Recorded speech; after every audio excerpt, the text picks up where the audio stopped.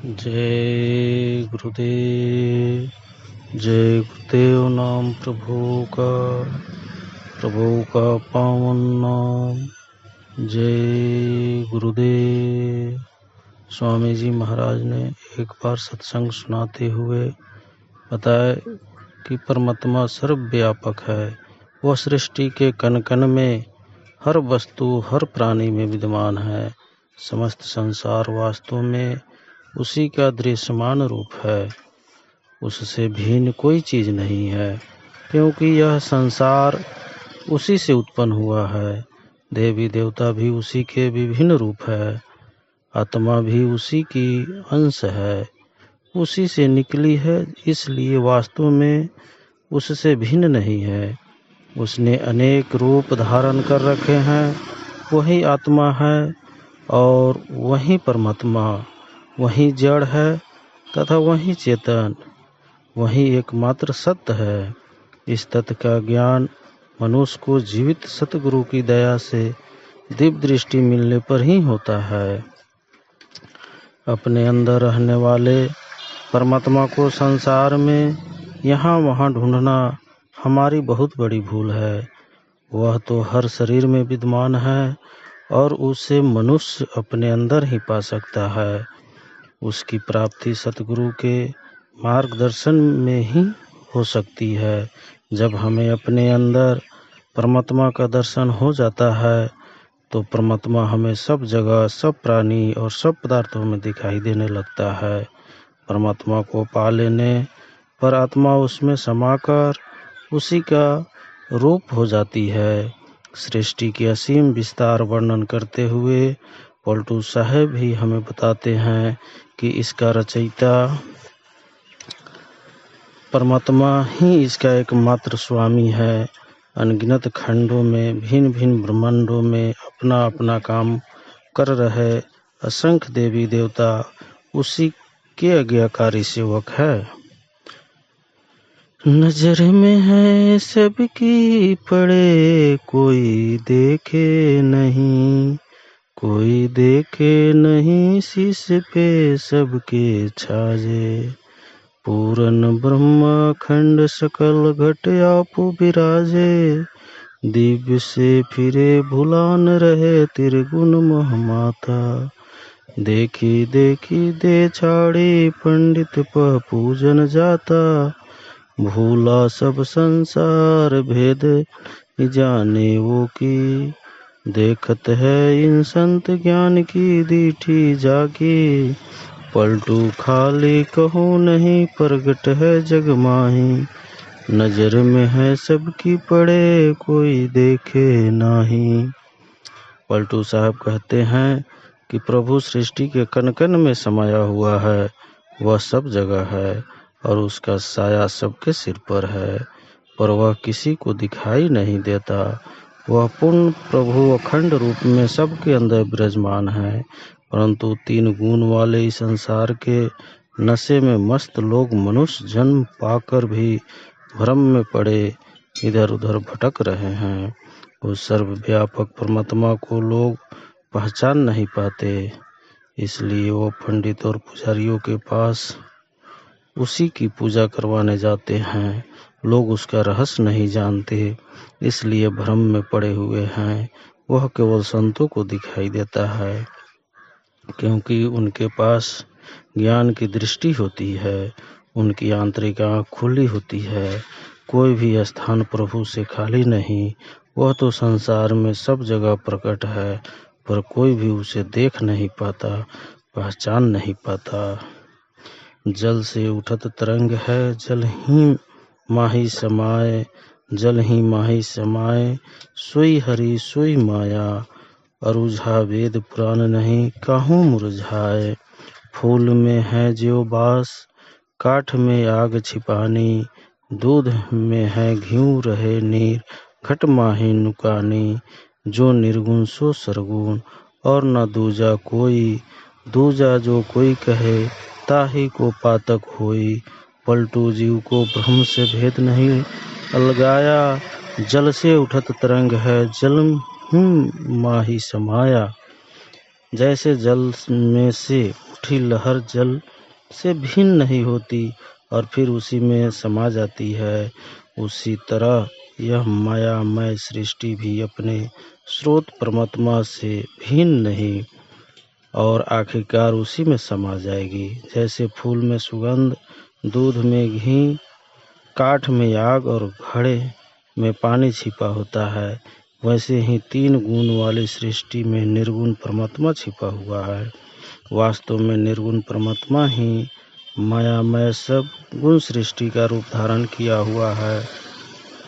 वे एक दूसरे से भिन्न नहीं है। दोनों को एक दूसरे से भिन्न बताना पाप है। इस रहस्य को वेद, पुराण आदि धर्म ग्रंथ भी भली भांति नहीं सुलझा पाए हैं। जीवात्मा भी परमात्मा से अलग नहीं है, वह परमात्मा से निकली है, परमात्मा की ही अंश है और उसे परमात्मा में ही समाना है। जैसे जल में से उठी तरंग उसी में समा जाती है। पलटू साहब के कहने का भाव यह है कि परमात्मा सर्वव्यापक है और वह हर कीड़े पतंग में ही नहीं, हर पत्थर में भी मौजूद है। वह पत्ते पत्ते में ही नहीं, रेत और मिट्टी के कण कण में भी है। सारी सृष्टि उसी का प्रकट रूप है। वही सब कुछ है, वही जड़ है और वही चेतना।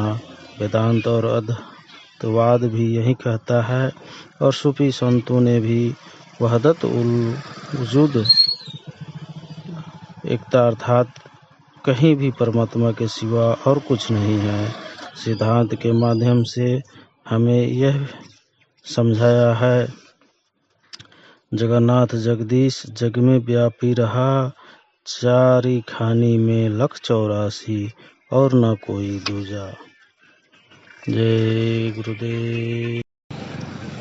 आपुई ठाकुर आपुई सेवक करत आपनी पूजा, आपुई दाता आपुई मंगता आपुई जोगी भोगी, आपुई विश्वा आपुई विष्णु अप वेद अप रोगी, ब्रह्मा विष्णु महेश आपुई सुर नर मुनि हुई आया, आपुई ब्रह्मा निरुपम गावे आपुई प्रेत माया, आपुई कारण आपुई करज विश्व रूप दर्शाया, पलटू दास दृष्टि तब आवे संत करे जब दाया।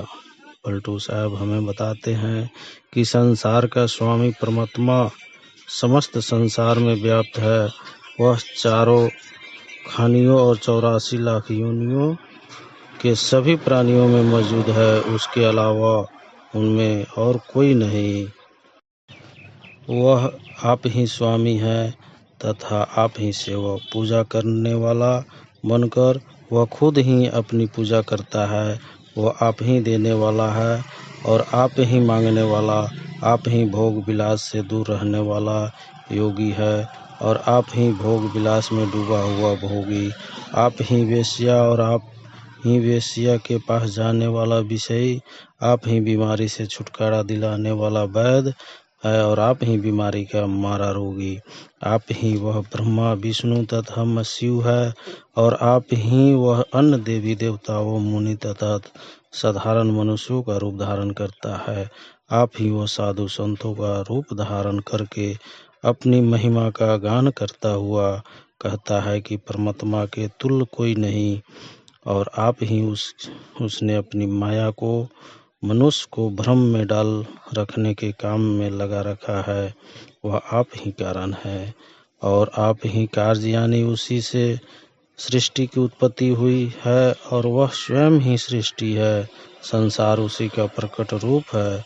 परमात्मा सर्वव्यापक है, वही सब कुछ है। पर इस सत्य को प्रत्यक्ष देखने वाली दिव्य दृष्टि मनुष्य को तब ही मिलती है जब कोई वक्त का संत सतगुरु उस पर दया करता है। पूर्व में राम है, पश्चिम सुखदाय है, उत्तर और दक्षिण कहो कौन रहता, साहिब वह कहाँ है कहाँ फिर नहीं है। हिंदू और तुर्क तो फान करता, हिंदू और तुर्क मिली परे है खींचे में, आप इनकी वर्ग 2 दिन बहता। दास पलटू कहे साहेब सब में रहे, जुदा न तनिक में साँच कहता। हिंदू और मुसलमानों के आपसी विरोध पर दुख प्रकट करते हुए पलटू साहब दोनों को समझाते हैं कि परमात्मा तो एक ही है और वह सब जगह है, सारे सृष्टि में व्यापक है।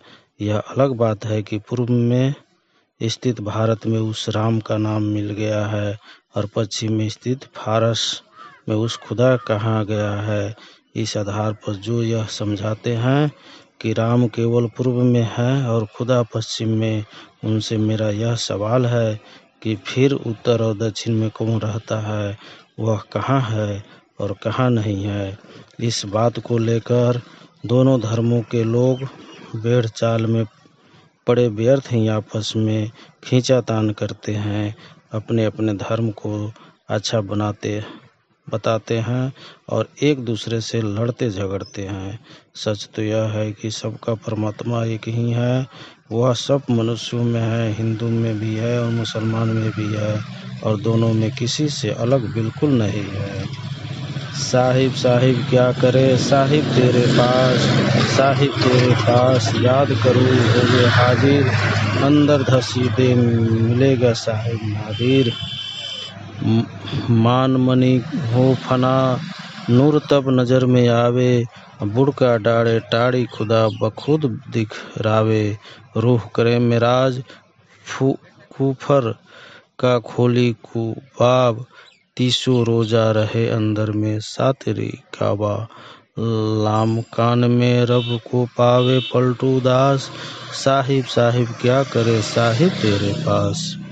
परमात्मा से मिलाप के लिए मनुष्य को इधर उधर भटकते देख पलटू साहब उसे समझाते हैं कि कुल मालिक परमात्मा को तू बाहर क्यों ढूंढ फिरता है, वह तो तेरे पास ही है, तेरे अंदर ही है। अगर तू उसे याद करेगा, उसके नाम का सुमरन करेगा तो वह तेरे सामने खुद ही हाजिर हो जाएगा। तू अपने अंदर डुबकी लगाकर तो देख, उस परम अद्भुत परमात्मा को तू ही पालेगा। अंतर में डुबकी लगाने से अभिमान और मोह का नाश हो जाता है और परमात्मा का प्रकाश दिखाई देता है। फिर जब आत्मा अपने सामने से अहम का पर्दा हटा देती है तो परमात्मा उसे खुद ही दर्शन देता है। नाम का अभ्यास करके जब आत्मा भृकुटी मध्य में पहुंचकर वहां लगे ब्रज कपाट को खोलती है तो अंदर चढ़ाई चढ़ने से निर्मल हो जाती है। रमजान के महीने में 30 दिन रोजा रखने का फल बिना रोजा रखे उसे मिल जाता है। इतना ही नहीं, आत्मा अंदर के 7 आसमान यानी 7 मंडलों को पार करके सबसे ऊंचे रूहानी मंडल में पहुंचकर परमात्मा को पा लेती है। दिल में आवे है नजर उस मालिक का नूर, उस मालिक का नूर कहाँ ढूंढे जावे, सब में पूर समान दरस घर बैठे पावे। धरती नभ जल पवन तेहि का सकल पसारा, छूटे भ्रम की गाठी सकल घट ठकुर द्वारा। तिल भरी नाही कहीं जहाँ नहीं सिरजहार, वहीं आवे नजर फुरा विसार हमारा। पलटू मेरे सांच के झूठे से है दूर, दिल में आवे है नजर उस मालिक का नूर। पलटू साहब जिज्ञासु से पूछते हैं कि तुम परमात्मा को ढूंढने बाहर कहाँ जाते हो, जबकि तुम अपने अंदर तीसरे तिल में ही उसका प्रकाश देख सकते हो। वह तो सब में समान रूप से व्याप्त है और घर बैठे ही मनुष्य को उसका दर्शन हो जा सकता है। पृथ्वी जल आयु और आकाश आदि सब उसी का फैलाव है। अंतर्मुखी भक्ति से जब भ्रम की गांठ खुल जाती है और माया का पर्दा हट जाता है, तब हमें परमेश्वर सब प्राणियों में बसा दिखाई देता है। तब तिल भर भी ऐसी जगह नहीं होती जहाँ हमें वह सिरजहार ना दिखता हो। मेरा यह सच्चा विश्वास है कि अपने अंदर उसका दर्शन हो जाने पर सब जगह वही नजर आता है।